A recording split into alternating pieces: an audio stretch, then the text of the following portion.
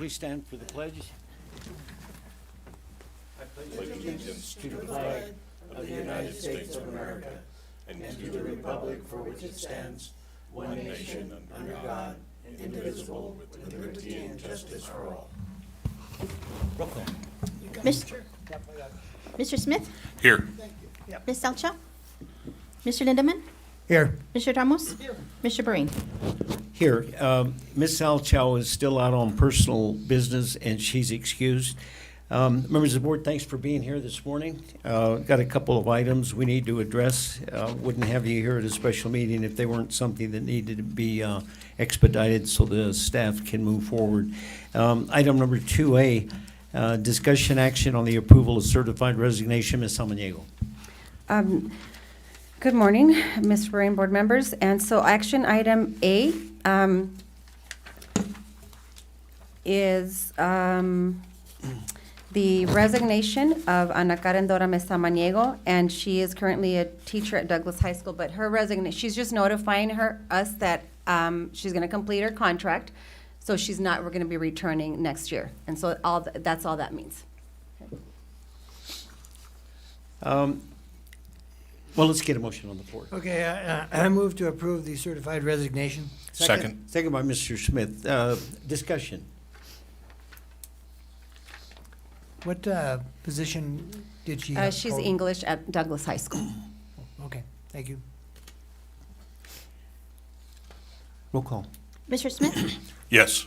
Mr. Lindemann? Yes. Mr. Ramos? Yes. Mr. Breen? Yes.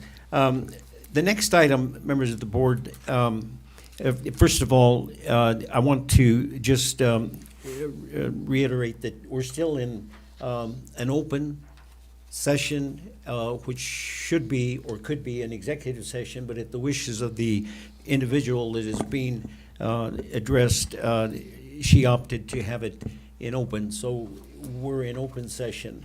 And I think that Ms. Samaniego's got a couple of changes to the agenda because of some interaction she had with the person involved. And I'm going to let her tell you that I believe a couple of those items that we were supposed to discuss as posted are not relevant now. So I'm going to defer to Ms. Samaniego. Yes.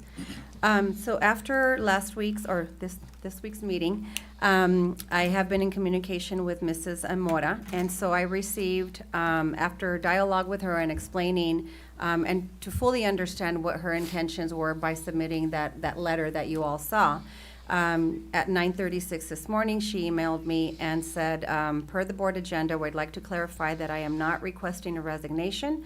I only want my request for the leave discussed, and if the board chooses to deny this request, I am asking for your consideration as superintendent to allow me an extended leave for the remainder of the school year. Thank you in advance.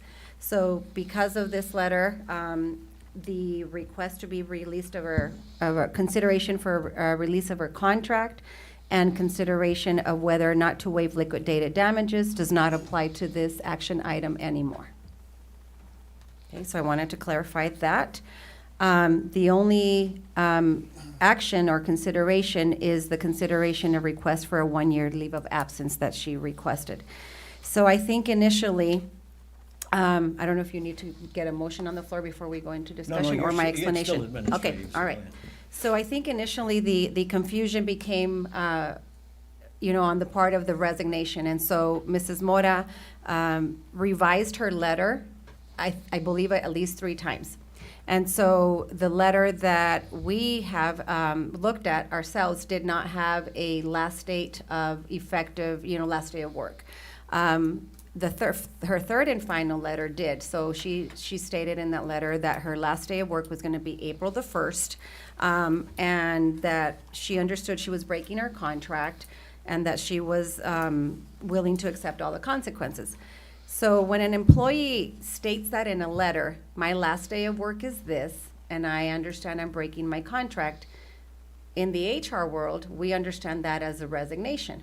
And in her letter, as I stated, we assumed it was a resignation and that she was also requesting a leave of absence. So that's where the confusion was with the multiple letters and an actual last date of work.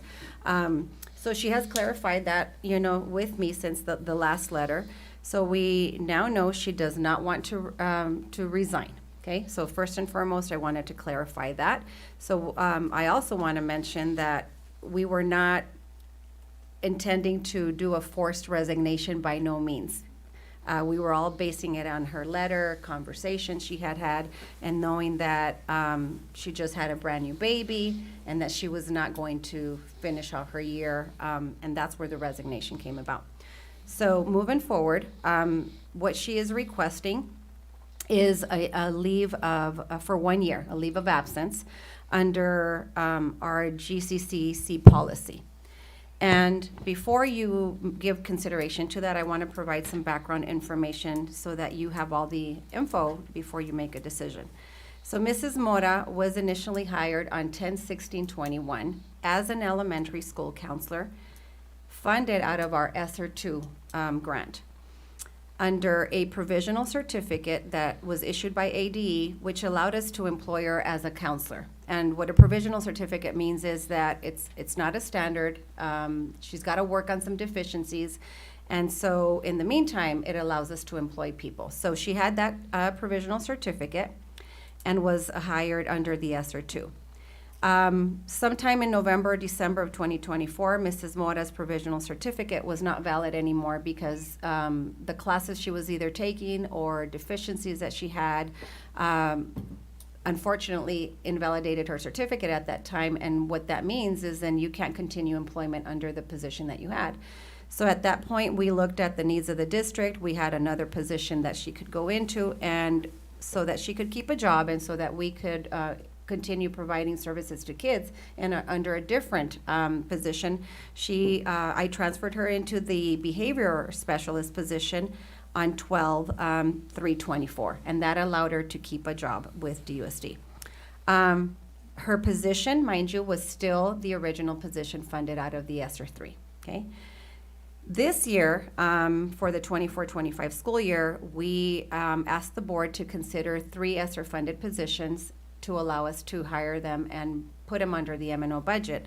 And that was the 2 IT help desk and the 1 original counselor position, now the behavior position, which is Andrea Mora's position. So that position is one of the 3 that we brought over to the M&O budget for this school year. As we know, the 3 ESSER-funded positions, as part of our reduction in force and budget cuts for next year, are the 3 positions that we cut and are not being funded for next school year. Again, one of them is hers. So Mrs. Mora, after her contract is over, there is no position for the behavior specialist as it was no longer funded and supported by M&O. So I wanted for you to have that background information. So as far as last year, because I think this is important, FMLA. Last year, Mrs. Mora went out on FMLA when she had her first child. And so her FMLA, under the FMLA guidelines and law, an employee can take up to 12 weeks for one of the different matters under FMLA. So she was out on FMLA for the time period starting on April 24th, when she went and had her baby, to the end of her contracted year, which was May 30th. Her summer months don't count. And then when she came back and her new contract started, she didn't return to work because she was still under FMLA. And that was from July 29th through September 19th. So with all that time, she was given the allowable 12 weeks of unpaid leave as specified under FMLA. Okay, so she took FMLA last year. She did return to work in September.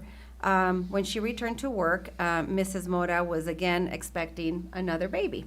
And so does not qualify at this point for any more FMLA because of the guidelines under FMLA. You can only utilize 12 weeks under a 12-month period. So she doesn't qualify for another FMLA at this point, and that has been confirmed with legal counsel, okay? We met with legal counsel yesterday. So now, where does that leave Mrs. Mora? She is, knowing these factors, she is requesting a 1-year leave of absence according to GCCC. under the one-year provision. And the provisions under that policy are: a leave of absence may be requested for additional education that relates to the employee's primary assignment.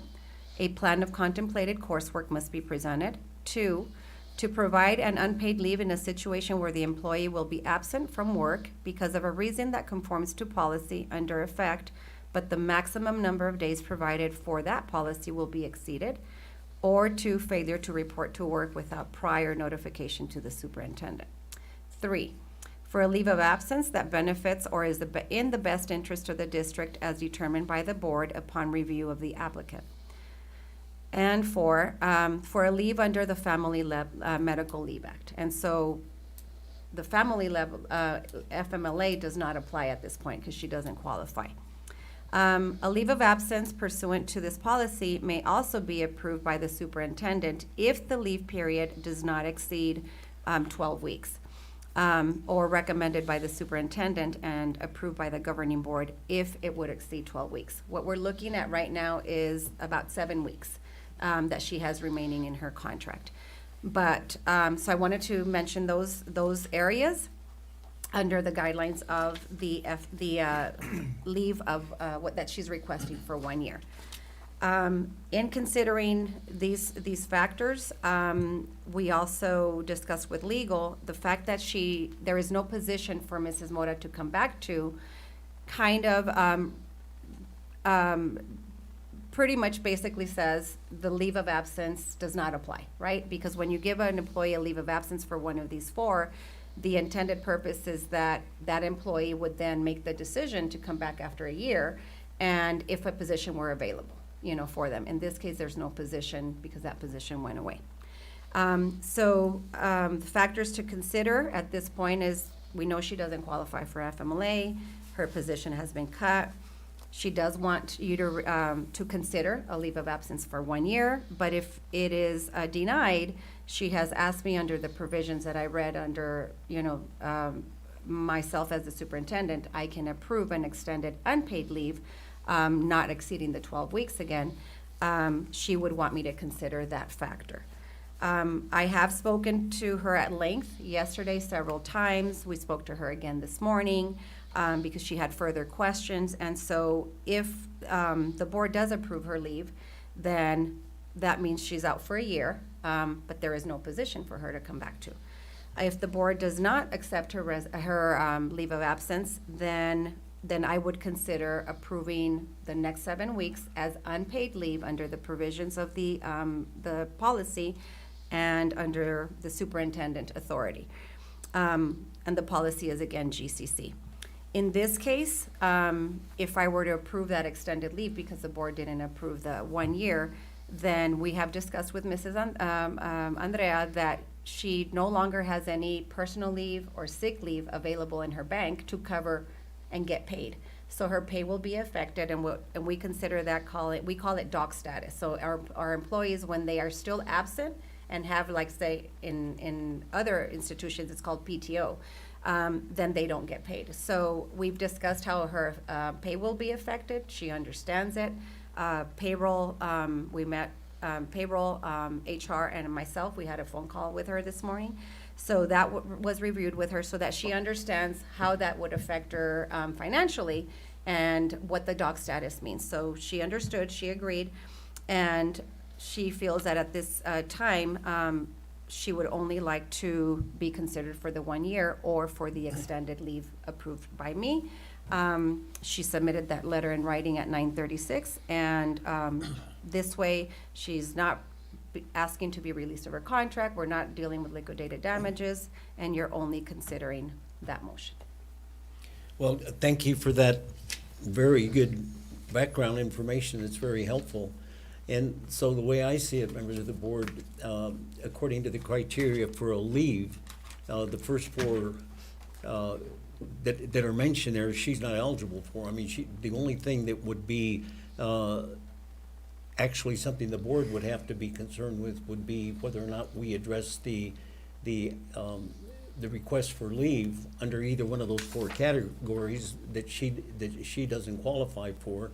And so if we vote on the leave itself, then we leave the last option that Mrs. Samaniego mentioned, which is the discretion she has in granting those 7 weeks, I think you said, in doc status. So that's where we are. So I will entertain a motion regarding simply the request for leave, notwithstanding the discretion Ms.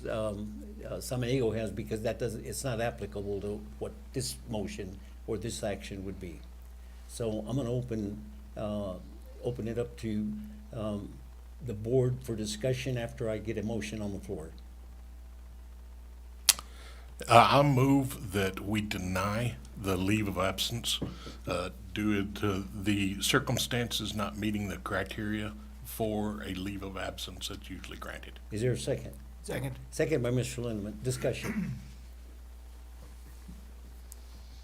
Well, that's pretty straightforward. I mean, I think the district, the administration has really extended themselves in trying to do something that would be beneficial to this lady. And so if we do move forward with this action by the board, then the administrative discretion will be, which will be applicable from then on. So if there's no discussion, Mr. Ramos, do you have any discussion regarding that? Mr. Lindeman? No. Mr. So I'm going to call for the question on Mr. Smith's motion to deny the request for leave of absence. Mr. Smith? Yes. Mr. Lindeman? Yes. Mr. Ramos? Yes. Mr. Breen? Yes. So members of the board, that leaves now, and I don't know unless she wants to further delve into whether or not that would be applicable, and I'm sure you're strongly going to consider it, and that is her discretion. So I'm going Yeah. to leave it up to you. You want to add anything? Yes, no, regarding the yeah, action that's I am taken? considering, so I will be submitting something in writing to Mrs. Mora, explaining what I'm approving, what it implies, so that, you know, she clearly understands it. This way, she's still under contract with us until her contract expires on May 22nd. She's still an employee of the district, except that she would be on an extended, approved extended unpaid leave. And I want to thank you again for that very thorough explanation when you gave that all that historical data. Do you have anything else? No, that's it. Entertain a motion to adjourn Move to adjourn. by Mr. Lindeman. Second. By Mr. Smith. All those in favor signify by saying aye. Aye.